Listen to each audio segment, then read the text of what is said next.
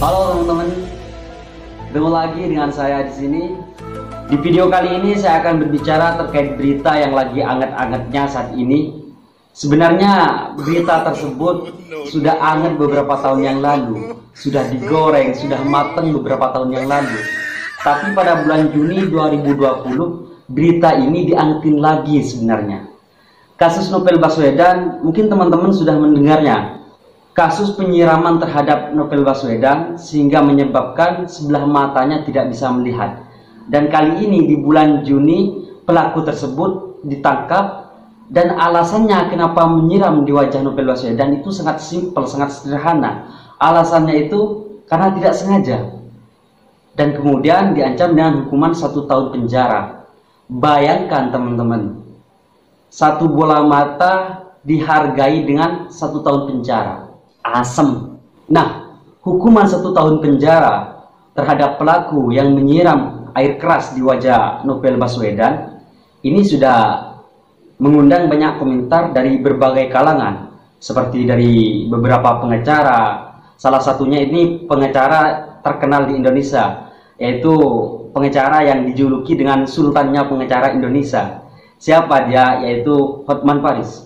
Nah, setelah videonya itu berbincang-bincang dengan Ustadz Abdul Somad, maka Ustadz Abdul Somad itu menanyakan kasus Novel Baswedan terhadap pelaku yang menyiram air keras di wajah Novel Baswedan dan dikenakan hukuman 1 tahun penjara. Nah, seperti apa jawaban dari Hotman Paris? Kita tonton saja videonya biar lebih jelas, lebih lugas, dan juga lebih mudah dimengerti oleh kita. Gara-gara corona. Seandainya nggak lockdown nih Bang Lukman, Bang Hotman, seandainya normal nih suasana, saya yakin nih Bang Hotman, saya yakin mungkin Pak Novel Baswedan mungkin datang juga ke Kopi Joni. Pasti dia nanya, Bang Hotman, kok bisa orang menyiram nggak sengaja? Kira-kira gimana tuh Bang? Saya nggak paham secara hukum. Ya, itu banyak pertanyaan. Tapi karena saya kebetulan tidak terlalu mendalami kasusnya, tapi memang di IG saya sudah ribuan orang mempertanyakan itu. Dan diminta memberikan komentar. Cuma karena masih proses persidangan, saya belum bisa komentar. Nah, ini jawaban dari Bang Hotman Paris, pengacara Hotman Paris ini mengatakan bahwa beliau ini masih belum mendalami kasus tersebut, dan masalah itu, kasus tersebut itu masih dalam persidangan katanya, sehingga Bang Hotman Paris ini tidak bisa berkomentar lebih. Karena dalam persoalan hukum ini harus betul-betul jelas apa masalahnya dan juga penyebabnya. Jadi semuanya itu harus jelas tanpa harus kita menjustis itu salah. Tapi di antara yang sulit untuk saya, yang bodoh masalah hukum konvensional nih Bang Hotman, yang sulit saya percaya untuk itu nggak sengaja itu bangun pagi itu kan payah Bang Hotman. Ini kata Ustadz Somad itu bangun pagi itu payah, apalagi membeli air keras katanya. Masa iya bangun pagi membeli air kerasnya lagi kan? Nah itu, tapi karena Bang Hotman belum mendalami, saya nggak bisa juga. Tapi kalau menurut teman-teman, apakah pantas seorang pelaku menyiramkan air keras di wajah seseorang dan kemudian orang tersebut, pelaku tersebut itu dikenakan hukuman 1 tahun penjara? Apakah pantas 1 bola mata dihargai dengan 1 tahun penjara? Kalau menurut teman-teman ini bagaimana? Coba tulis di kolom komentar biar kita itu lebih banyak sharing terkait masalah edukasi, apalagi persoalan hukum. Bisa juga masalah Hotman. Saya ada pertanyaan Pak Ustadz yang mau saya tanya. Dalam bidang kepengacaraan seperti yang saya alami ini, ada namanya solving problem out of the box. Artinya apa? Karena jam terbang yang tinggi, kita kadang-kadang kalau suasana kejepit, selalu otak itu memutar sendiri, cari jawaban, memuaskan lawan, maupun perdebatan di sidang, karena kita sudah terlatih untuk itu.